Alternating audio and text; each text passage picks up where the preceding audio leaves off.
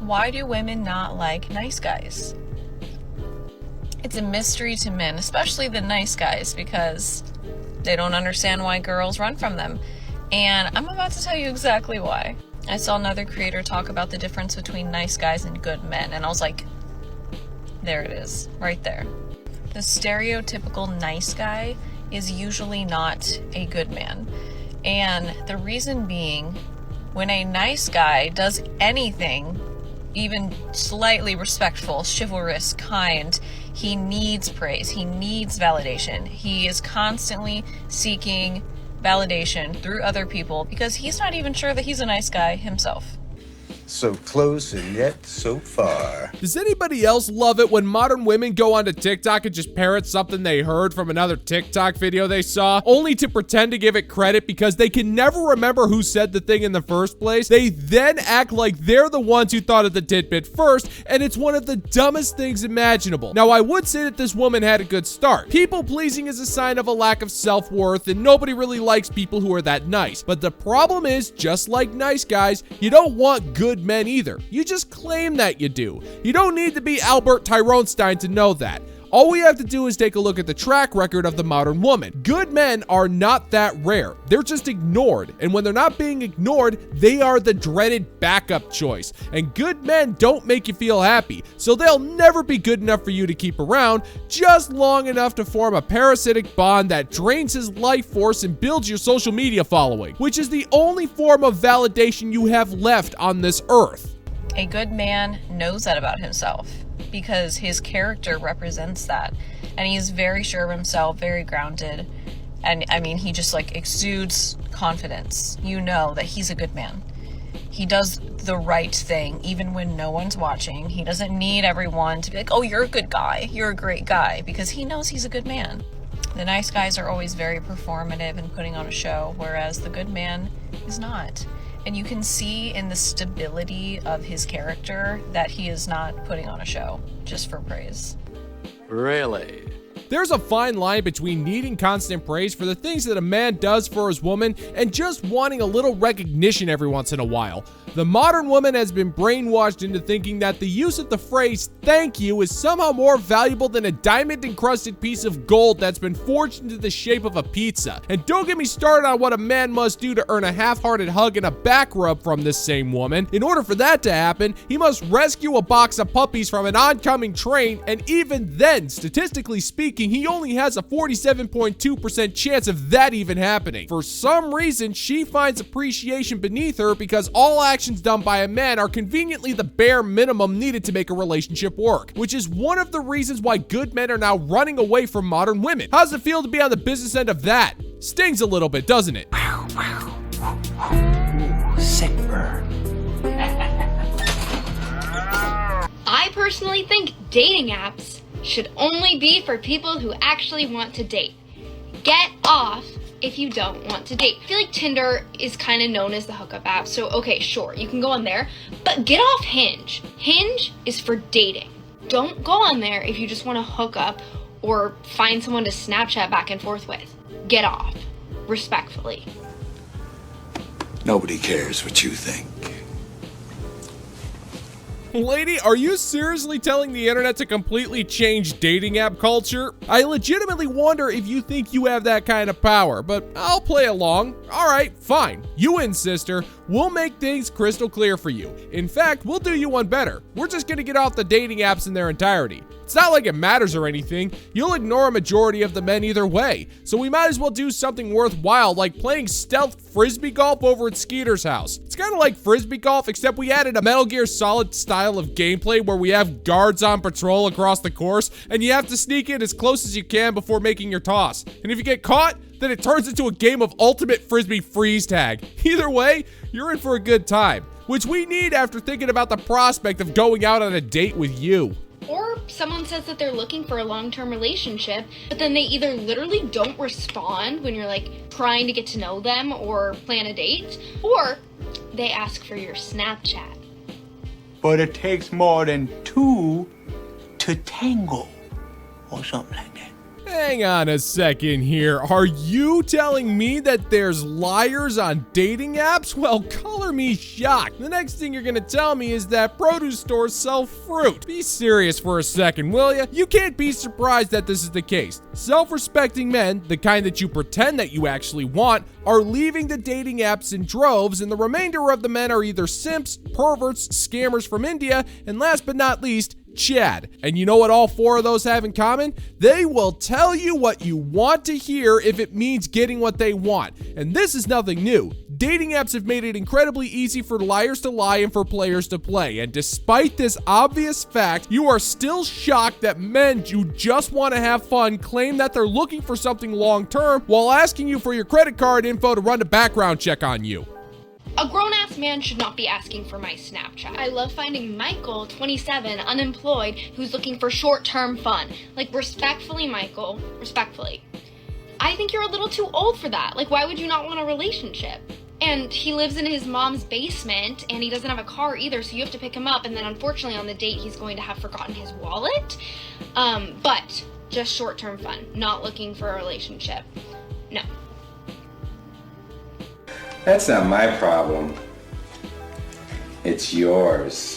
All right, well, let's talk about Michael. Michael is completely open and honest about what he's looking for. He's also open about the fact that he doesn't own a car and lives in his mother's basement. And let's take Michael one step further and say that he's freeloading off of his mom and not paying any form of rent or taking any steps to improve his situation. Michael is still more mature than you, sweetheart. He's old enough not to judge other people for their dating preferences and doesn't fly off the handle when he logs onto the apps because you're either going to be interested or not. Either way, it's not going to faze him. You're the only one bothered by this woman, and it isn't going to change anytime soon because apparently whatever Michael is doing, it's working, and we should know. You've obviously talked to him. So what does that say about you? I'll give you a hint, lady.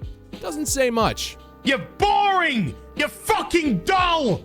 You have nothing to say!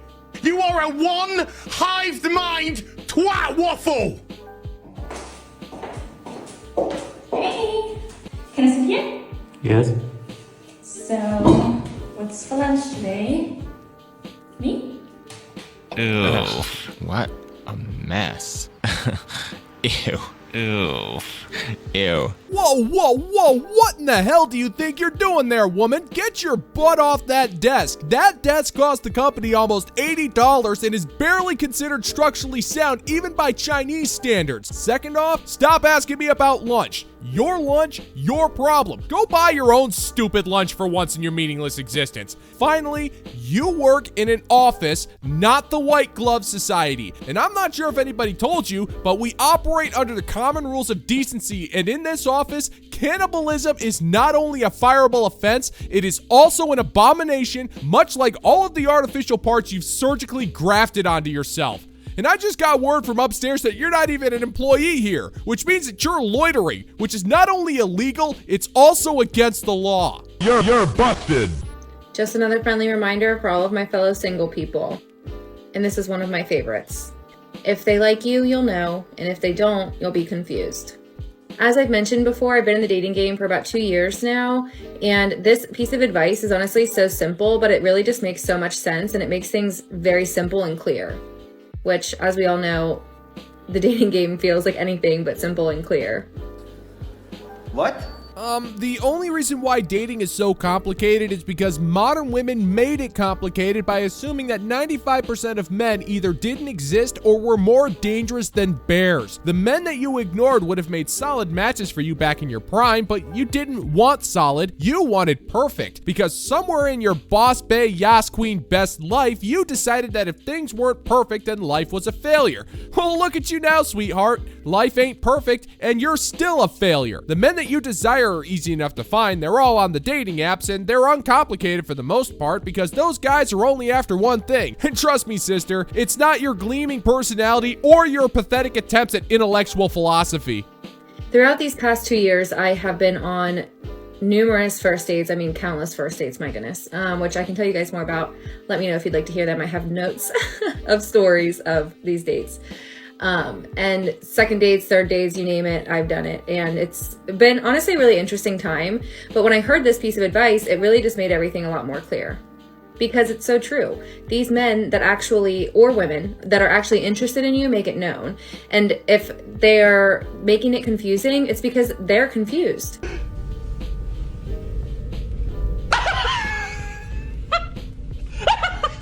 It is amazing how these broads will think that their failed attempts at human pair bonding somehow equates to actual experience in the dating world. At no point in a modern woman's life would she ever consider taking dating advice from a woman who's happily married with kids, or dare I say even a man. For some reason, it's always the pathetic failures that speak the loudest and get the most attention. And the stuff they come up with to avoid accountability is never short of staggering. Woman, the only person who's confused here is you. You're wondering why these men you chase aren't locking you down, and the answer is so simple you're not even going to believe it. Why should they bother trying to lock you down when there's nothing worth locking down? It's not a rhetorical question. There is literally nothing about you that is worth a full-on life commitment. If there was, there would be no need for your countless number of dates. I mean, we've all been through this too, where it's like you like somebody, but you're just not sure. You're kind of waiting to see if somebody better will come along. And so you treat that person a little bit iffy. Like you don't want to lose them, but you don't want to commit to them either. And it's because they're just not sure. But then when they know, you know. And it's just simple. I'm talking to somebody right now who honestly has probably been the most clear about his intentions and his feelings as anybody has been for me in these past 2 years. And it's just obvious. There's no question. I don't find myself wondering. I don't have all of that gray area like, oh my goodness, does he like me? Like, it's just very obvious. So again, if they like you, you'll know. And if they don't, you'll be confused.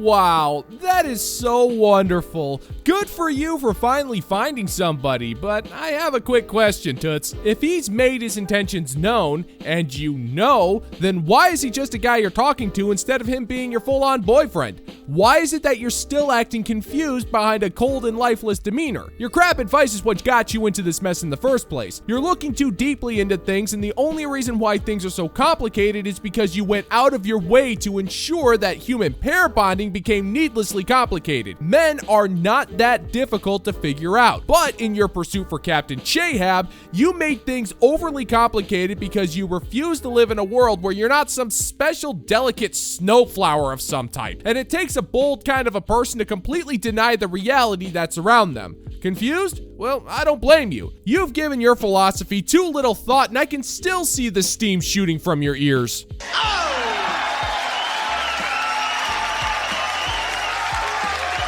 And that is going to do it for today's video, gentlemen and gents. And as always, if you find that my particular brand of humor is bringing you to the brink of laughter, then why don't you scroll on down and click that like and subscribe button. Ring the notification bell, leave a couple of comments, share this video so we can get the good old-fashioned middle finger to the YouTube algorithm. Thank you so much for checking out the new video, and until next time, peace out, homies.